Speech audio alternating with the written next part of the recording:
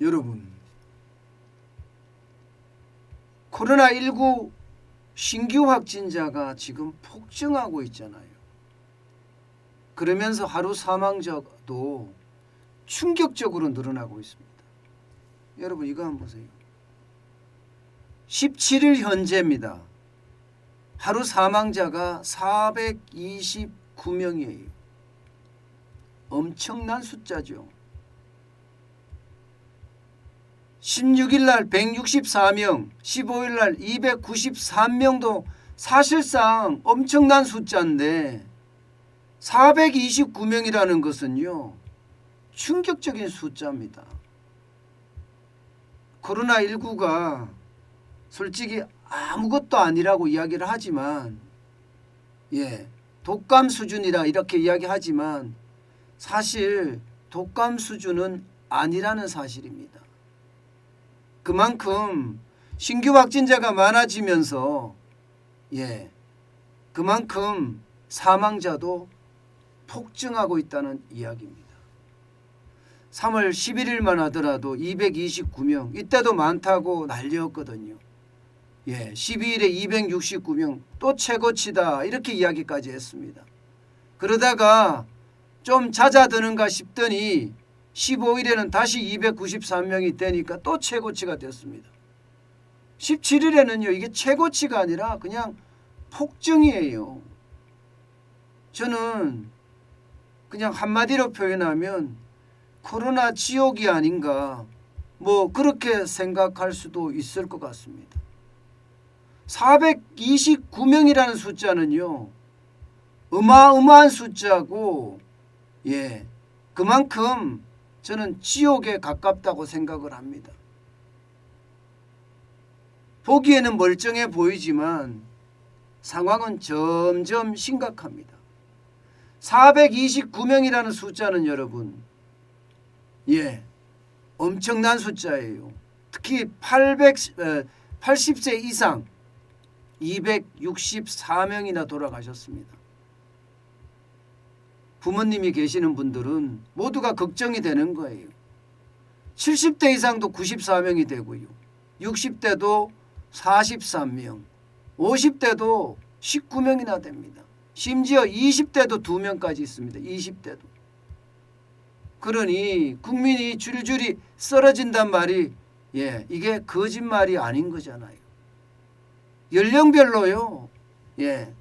40대까지 진짜 엄청나게 많다는 이야기입니다. 이것을 보면 공포를 느끼지 않을 사람이 저는 없다고 생각을 해요. 게다가 말입니다. 이 숫자 429명이라는 숫자는 거의 세계 1등 수준입니다. K방역이라고 그렇게 자화자찬을 하던 그 통제 방역이 완전히 붕괴되는 그런 느낌이에요. 100만 명당 사망자 수도 4.17명으로요. 미국의 3.74명을 넘어섰고요. 독일의 2.49명, 이탈리아의 2.32명, 프랑스의 1.76명을 다 넘어섰습니다. 미국이나 영국보다도 훨씬 많은 사망자 숫자가 지금 나오고 있습니다. 그만큼 말입니다. 코로나19는 지금 공포가 되고 있다는 이야기입니다. 그런데 문제는 이게 줄어들 기미가 안 보여요. 어제 하루 동안 62만 1328명이 지금 신규 확진이 됐잖아요. 오늘 0시 현재도 지금 40만 명 가까이 늘어나고 있습니다. 그러니까 어제하고 오늘하고 이틀만 합쳐도 100만 명의 코로나 신규 확진자가 생긴다는 겁니다. 그러면 여러분, 이게 위중증 환자가 줄어들까요? 확진자가 많이 생긴다는 것은요, 위중증 환자가 더 많아진다는 거예요. 실제로도 말입니다. 1159명이에요. 하루 전보다는 줄어들었습니다.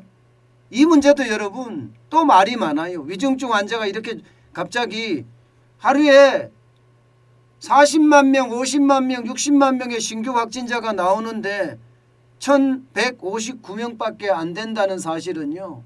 이게 코로나 환자들, 중환자들을 일반 병실로 옮겨서 이게 줄어들었다 뭐 이렇게 이야기하는 사람들도 있을 정도니까요. 또 통계 갖고 장난질한다 이런 생각까지 듭니다. 또 통계 가지고. 분명한 것은요. 신규 확진자가 늘어나는 만큼 분명히 위중증 환자는 굉장히 많이 늘어날 거고, 위중증 환자들이 많이 늘어나니까 사망자도 지금 그 어느 때보다 많이 나오고 있는 실정입니다. 그만큼 말입니다. 상황이 굉장히 나쁘게 돌아가고 있습니다. 전문가들도요. 연일 비판의 강도를 높이고 있습니다. 고려대 최재욱 예방의학과 교수는요. 정부가 오미크론 위중증률이 계절 독감보다 낮다며 관리 가능하다고 안심시키는데 이것은 아니다 이 말이에요. 확진자 숫자가 워낙 많아서 상대적으로 중환자 비율이 적어 보이는 착시효과다. 착시효과. 제가 말씀드렸잖아요.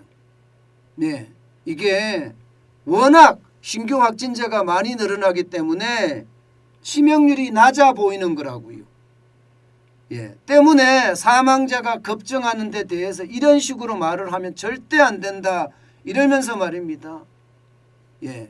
의료 전문가들까지 지금 난리를 치고 있습니다. 오죽했으면 의료 현장은 지금 총체적 난국이라는 말을 쓸까요? 총체적 난국. 심지어 말입니다. 방역은 붕괴되고 무정부 상태가 이어지는 것 같다. 이런 표현까지도 지금 나오고 있습니다. 실제 현장에서는요.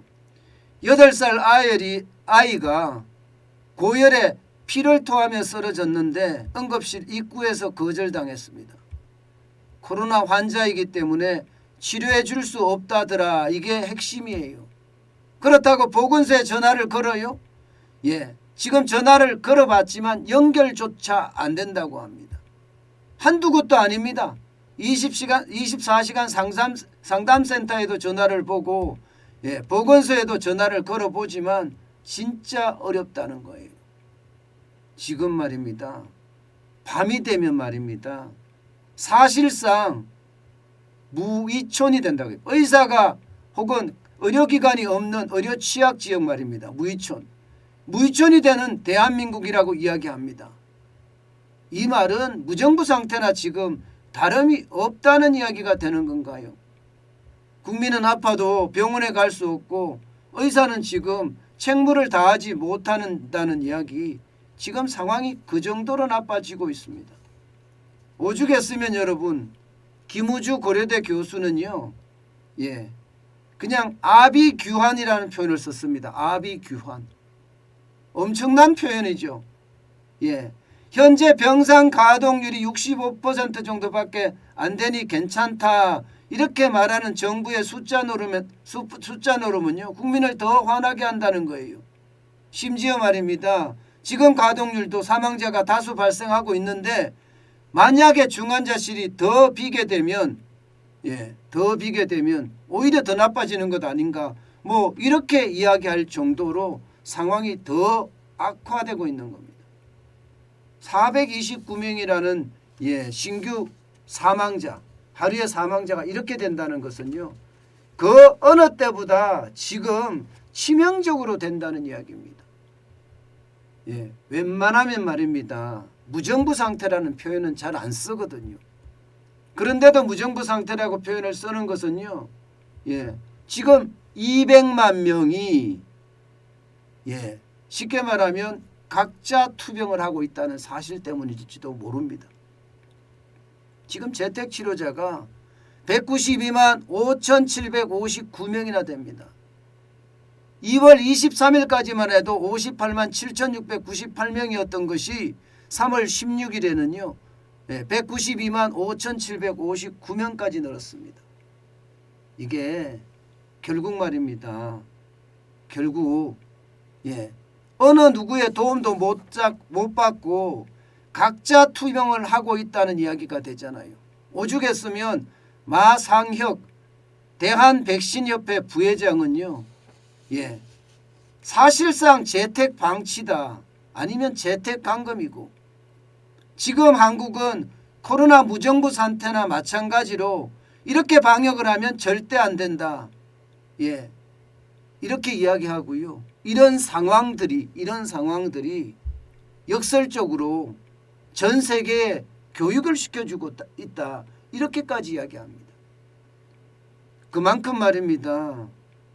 방역은 지금 최악에 다다랐다는 이야기입니다. 여러분 그 어느 때보다 방역의 문제 진짜 심각합니다. 저는 정부가 이게 정치 방역에 집중하다가 사실상 의료 방역에는 실패한 것 아닌가 그렇게까지 해석할 수 있는 부분입니다. 그만큼 말입니다. 최악의 상태가 가고 있다는 것 여러분 분명히 기억하시고요. 지금 무엇보다도 말입니다. 우리는 각자 도생을 해야 합니다. 어느 누구도 우리를 살려줄 수 없다는 생각을 해요. 의료의 도움을 못 받을 수도 있으니 최대한 자기 방역에 철저하는 그런 상황이 됐다는 이야기입니다. 여러분 마스크는 꼭 써야 되고요. 그리고 손을 씻고 또 내가 스스로 내 몸을 지키는 일에는 최선을 다해야 됩니다. 오늘 불검이라고 해서 자영업자들을 돕는다 하는 취지 진짜 좋습니다. 지금 워낙 어려우니까요. 그렇다고 하더라도요.